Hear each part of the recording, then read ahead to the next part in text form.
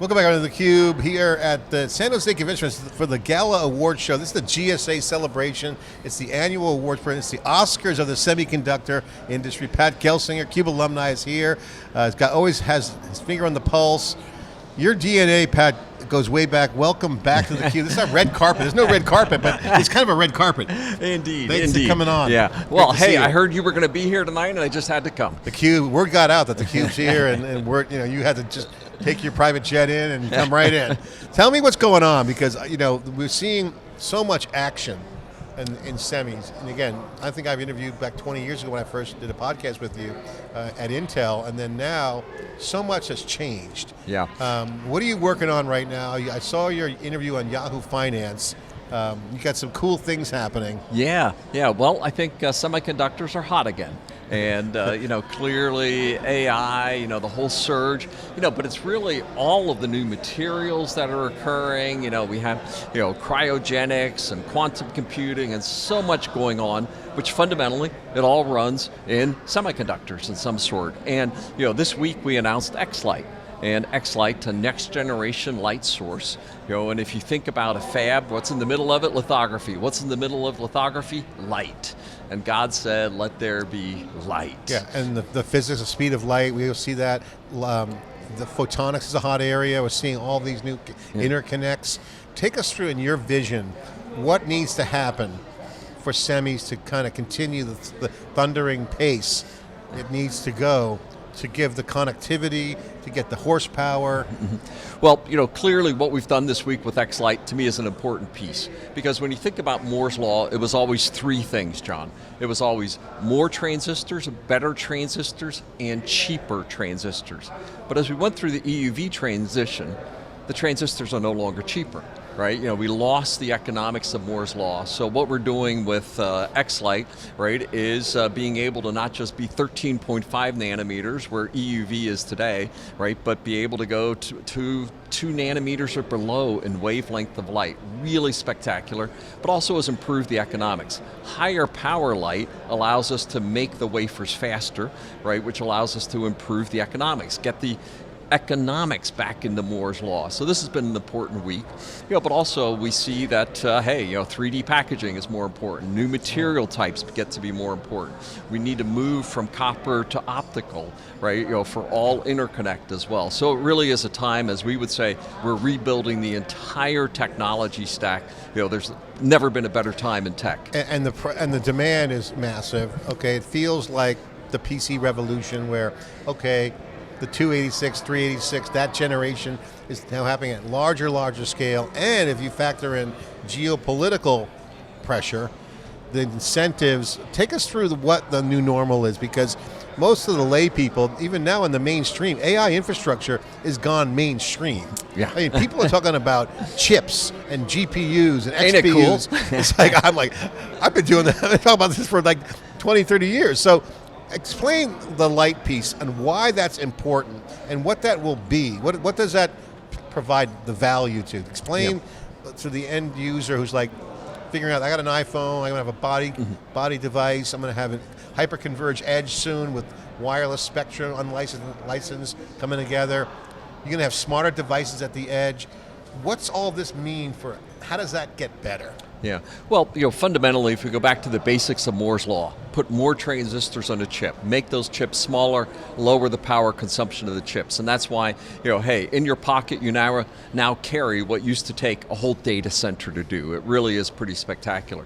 But can we keep making things smaller? Can we keep lowering their power? Can we keep improving their economics? And to do that, lithography has played a central role for the 50 years of the semiconductor industry. So, how do we make it better? We have to attack the hardest problem, light. And making smaller wavelength light allows us to make the wires smaller, the transistors smaller, and improve the cost of it. If you were back in school as undergraduate, maybe even master's or PhD program, knowing what you know now, what you're working on, what science is important now to study?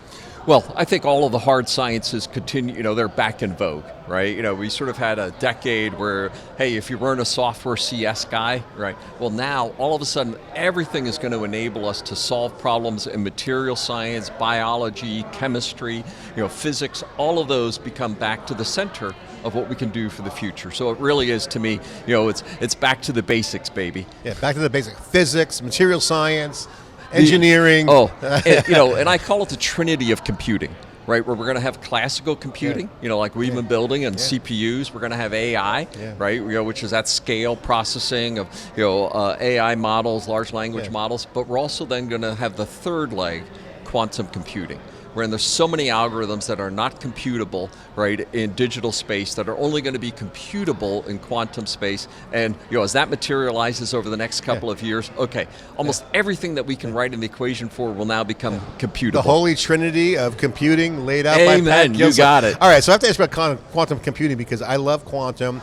There are use cases where quantum's doing very, very well right now. We see some visibility on that. But also there's conversations around that we're having around how GPUs, XPUs, and CPUs are contributing to the advancements of quantum. Can you share your vision on how the computing world today can lead into advancements of quantum? Well, when you think about many of these algorithms, like if we think about the DFT algorithms or so on, there's a lot of pieces of that are very data intensive, that are computable, right, in classical terms or digital terms, and big data sets, and all of that is great. But there's core pieces of the algorithm that you have extraordinary NP complete or exponential computational requirements that literally on a classical computer would take billions of years. And those are the things that now can be solved with quantum, but you combine it with these extremely large data sets that we're now computing at scale with AI. These large HPC. AI is like the test kitchen for quantum. Yeah, it's a warm-up. It's right? a warm-up. It's a warm-up band. So, to me, when all three of those come together, it'll be the greatest time in technology, the greatest time in science history. My only regret is I'm not 20 years younger. I know. I always say that all the time on theCUBE. I wish we could be 20 years old. We'd be really having fun. Pat, I have to ask you, since we're at the GSA Awards, this is like the Oscars of semiconductors. You had an amazing career in it and continue to do that. What's changed so much? This is like a Hollywood event. theCUBE's here. It's quite the glamorous scene. Indeed. What's it been like over the years, this event? It was a bunch of semiconductor nerds hanging out, getting awards for each other. Now it's like the...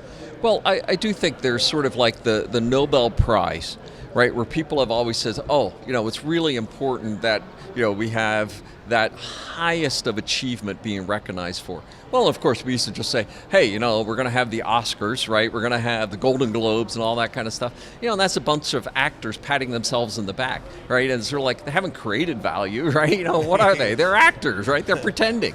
These are people that are creating real value for humanity, real technologies, real manufacturing that changes what humans do in their life. And to me, this is so much more important. If you invited me to the Oscars and gave me a front row seat, I'd say, do I really have to go? I'll watch it on TV. Right? When you come here, you're like honoring people that have done things that truly improve their lives their lives work, invention, building, and if you look at who's in this room, the world economy is here. Yeah, indeed. And increasingly, as you think about a digital AI-driven world, what we do here truly is the economics of the planet, because everything goes digital, everything uses AI, everything will be come computable with quantum. Truly the economy of the world rests here. It encapsulates Silicon Valley in a nutshell. Pat, always great to see you. Thank you so You're much awesome. for sorry to intrude on your program today. So and Volante, where are you, man? Dave Volante, Pat Gelsinger is calling you out here on theCUBE. Let's go. What's happening? Pat Gelsinger, a good friend of theCUBE, always a pleasure. Thank you so much. Thank you. The legends are here, and also Pat is not out of the game. He is back in the arena, always never left, making it happen. This is a place where people who are changing the world or keep changing it are here celebrating, but once this celebration is over, the game continues tomorrow, and 2026 will be another fantastic year for AI infrastructure. I'm John Furrier, host of theCUBE. Thanks for watching.